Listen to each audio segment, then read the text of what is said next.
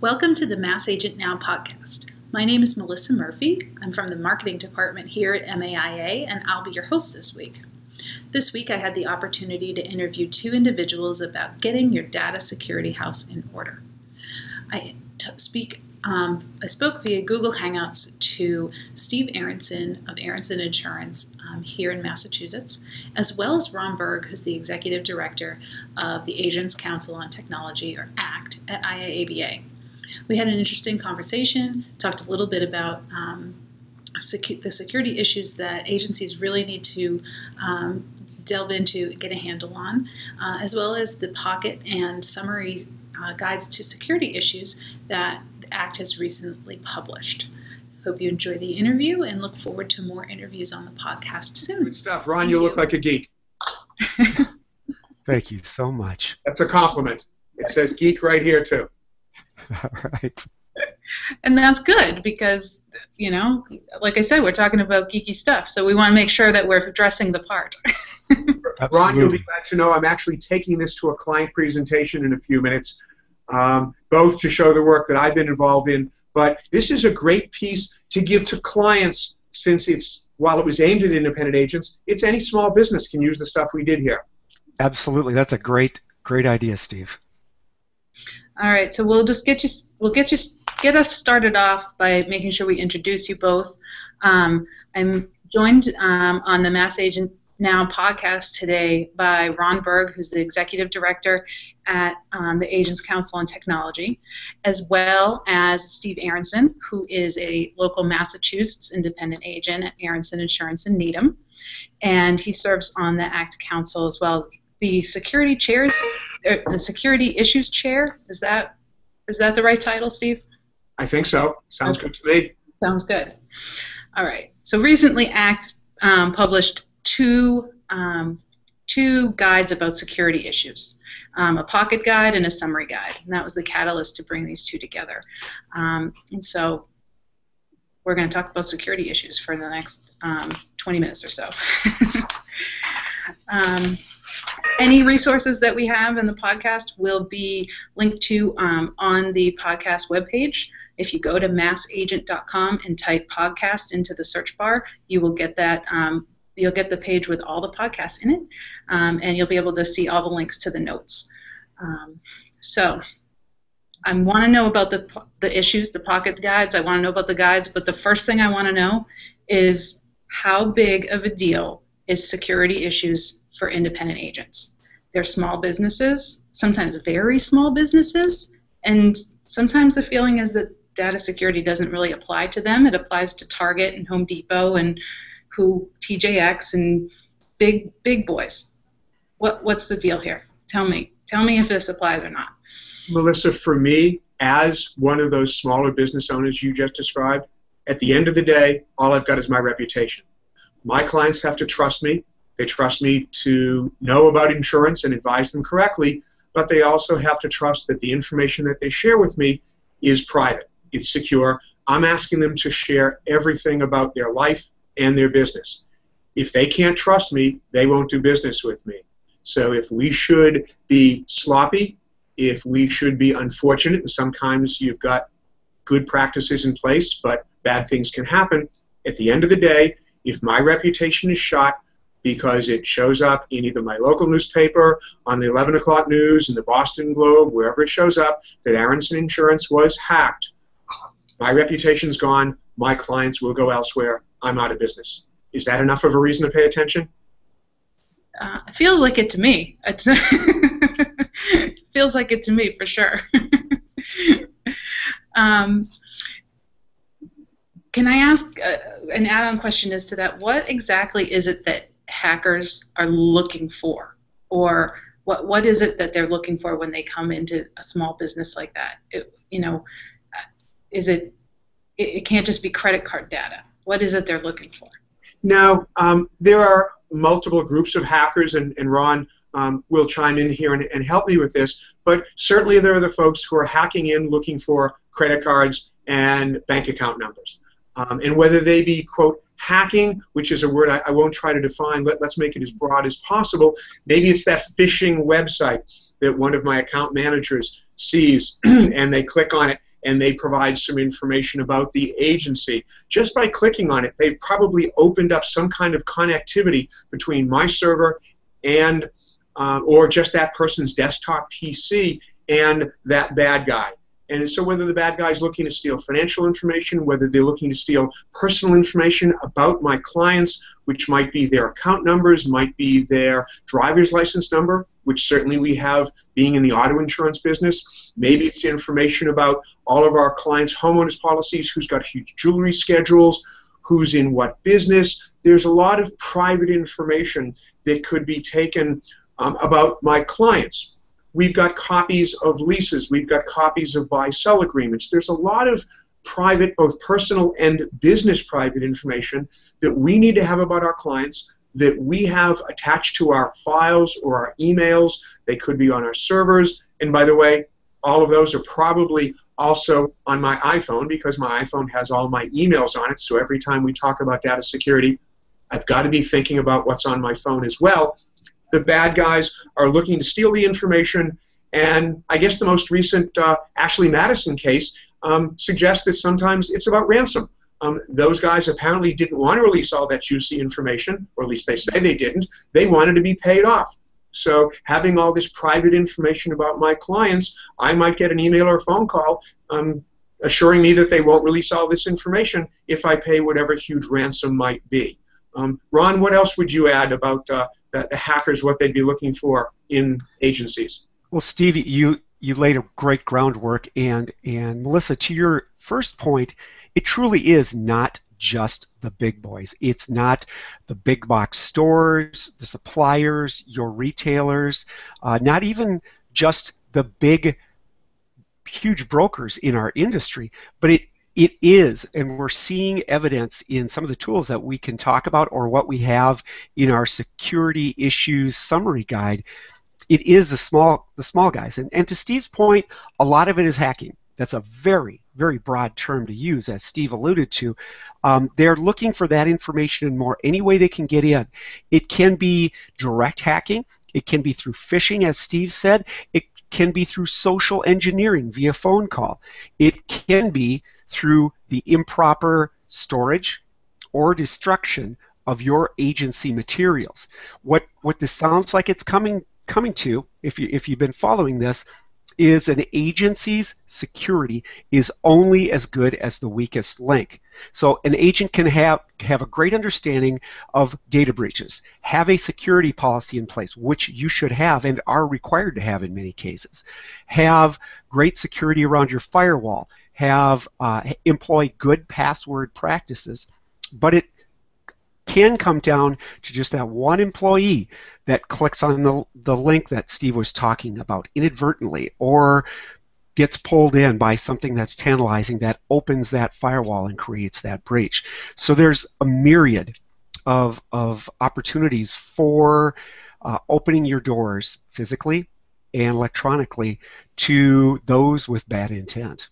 And we know of a couple of cases where agencies were breached by the CryptoLocker virus and asked to pay ransom to get back their files, to get back their data. So I did want to make that point. I mean, you don't necessarily have to sell me on the fact that security is an issue, but I do think for a lot of people, they think, oh, we're too small to be a target, and I just don't think that is, obviously that's not the case.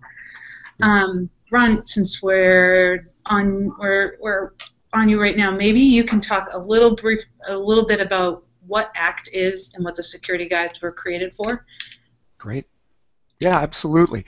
So ACT, Melissa and everyone that's watching this, is the Agents Council for Technology. So we are a program within the Big I, the Independent Insurance Agents and Brokers of America.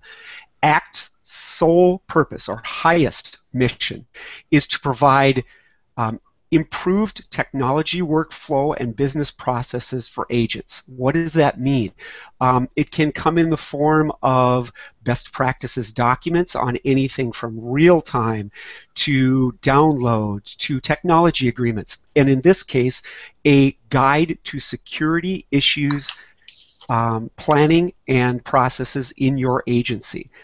So ACT works as a coordinator with dedicated representatives from carriers, from agents and brokers, from technology vendors, and user groups and associations. And we bring all of those volunteers to focus in on critical technology aspects such as security issues, and then generate either best practices, webinars, white papers, training. We meet twice or 3 times per year in person to kind of go through some of these things and bring in speakers.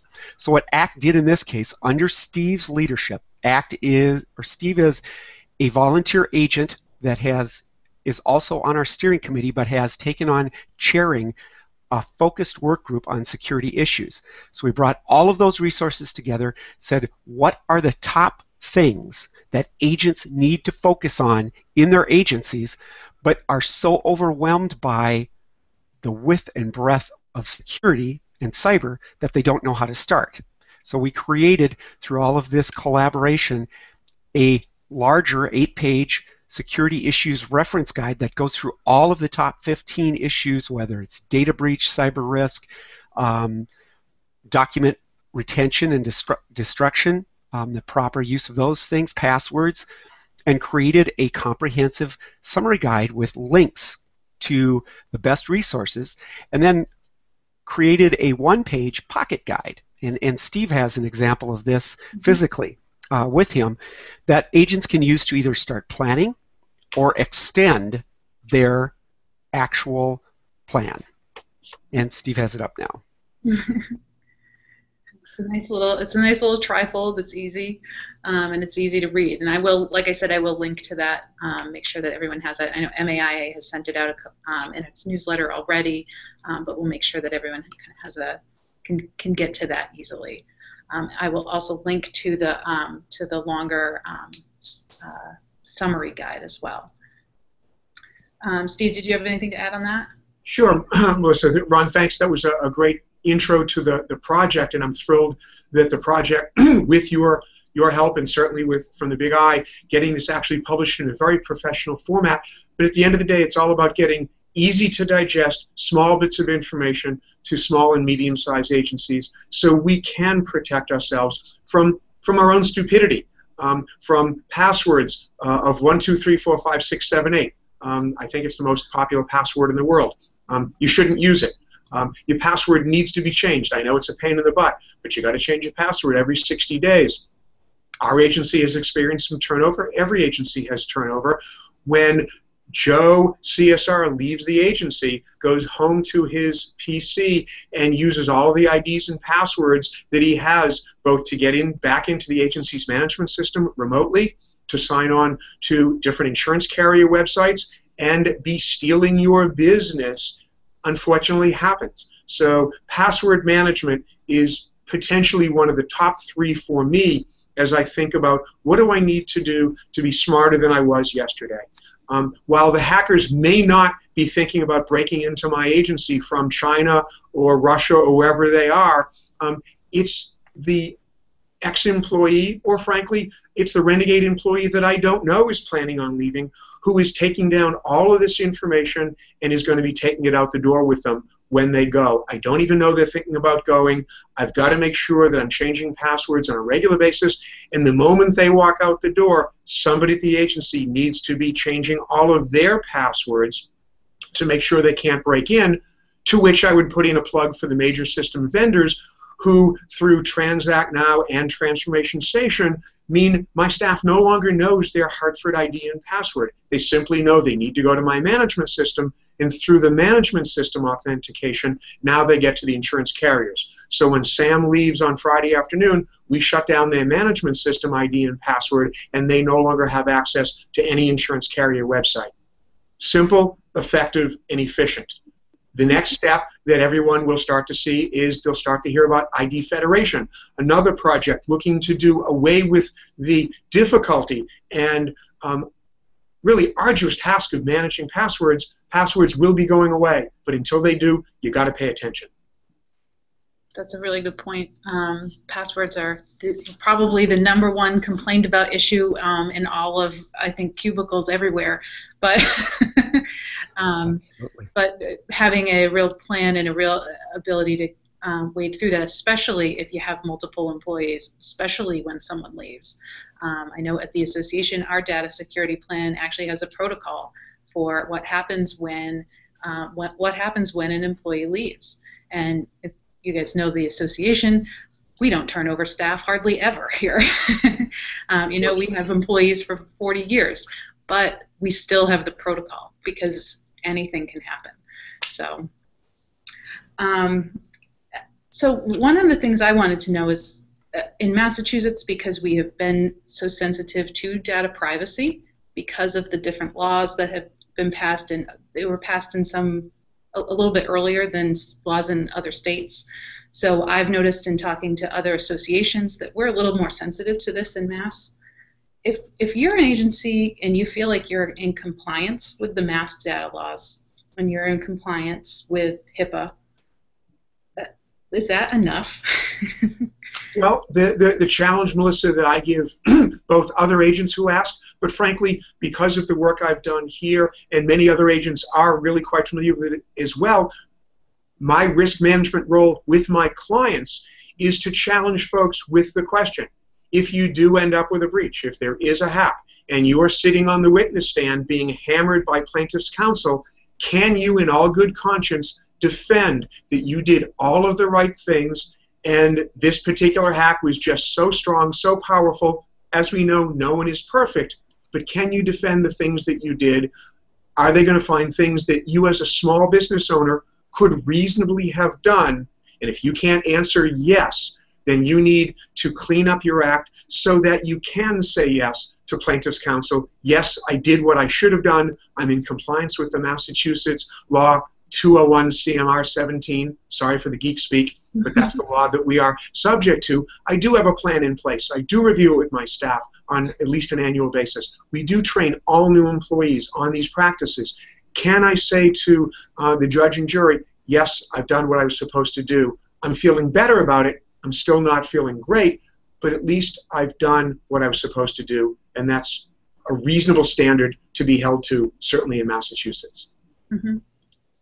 Ron, do you have any input on that as well?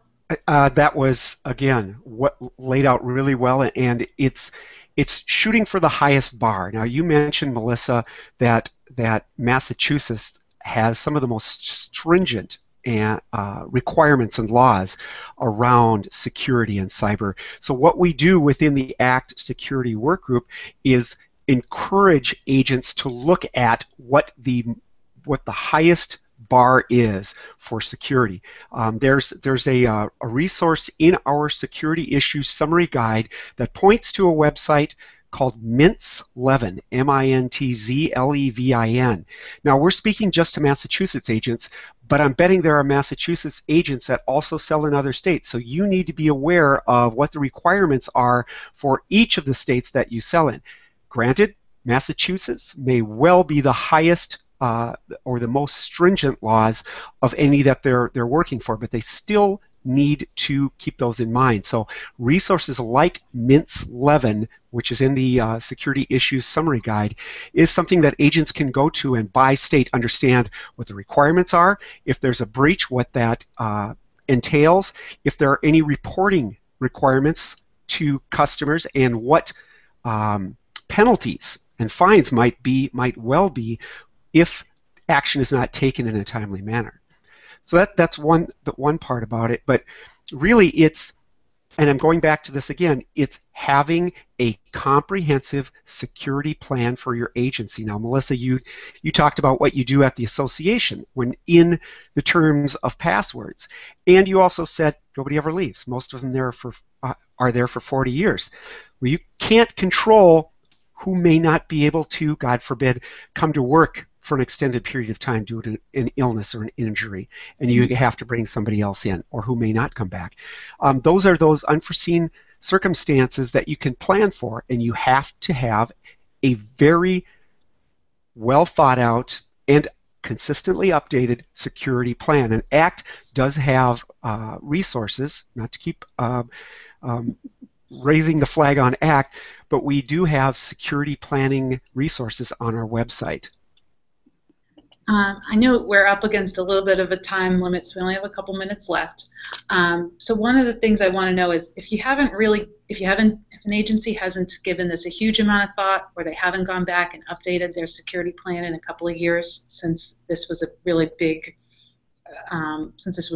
hot topic a couple of years ago in Mass, what's the first thing they should be doing today?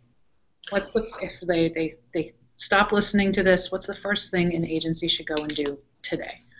From my standpoint, if you've got your data security plan in place and you've trained your staff, download the guide, actually read it, click on some of the links, excuse me, and look at some of the low-hanging fruit. What are the easy things we can do?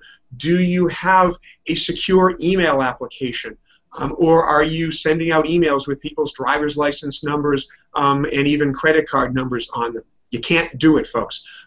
So following the guide, it was written for the small business owner. It's easy to understand. There are great resources behind it. That's clearly, Melissa, the first thing that I would do. And then as you want to take it deeper, read more about the resources, pay a little bit more attention, and then frankly on the backside, share the information that you've learned with your business clients. Right. You will end up not only have a better agency yourself, but I think your business clients will appreciate the fact that you're sharing this new expertise with them because they need to be paying attention to it as well.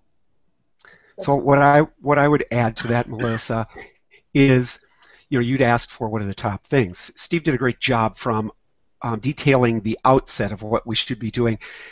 Keep in mind, and I've said this before, I'll harp on it again, your chain is only as strong as its weakest link. So it's a good education plan and ongoing education for all of your staff. We don't get a choice, whether it's in our personal lives or our businesses, about having gaining knowledge and putting in place security plans, whether it's in our personal life or our business. So incumbent upon us as business owners then is to ensure our entire staff is educated and we have continuing education around that. So I'd say that's an important component as well. Great. All right. Well, I know that we could probably talk about this for hours and hours and hours, but unfortunately we don't have time for that, and people listening unfortunately don't have time for that.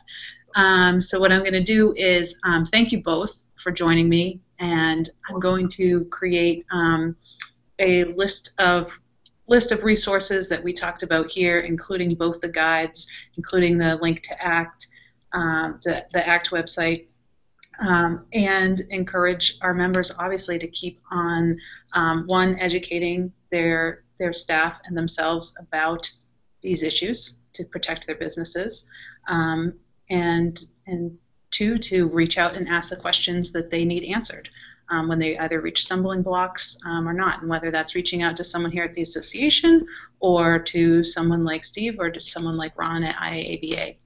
I think that's the best way to go at this point. Yes, it is. Absolutely. I appreciate the opportunity to share this. It's been a great project. I want to thank all the members of the committee under Ron's leadership, and we've had a really good time putting it together. But at the end of the day, it will only have been a rewarding project if people use it. So I hope folks download the guide, make good use of it, and then take it out to your clients and share it with them as well. Awesome. Thank you, Steve. Any parting words, Ron? Can't say it any better than that. Use the resources. ACT is a free resource for Big I independent agents. Great. So get out there and check out the guide. Let me know if you've got any questions on it. Great. Awesome. Well, thanks to you both, and I really, really, truly appreciate your time today. I know you're both very busy, and I hope everybody out there listening enjoyed or watching enjoyed the podcast, and we'll get you next time with another hot topic here in Massachusetts insurance.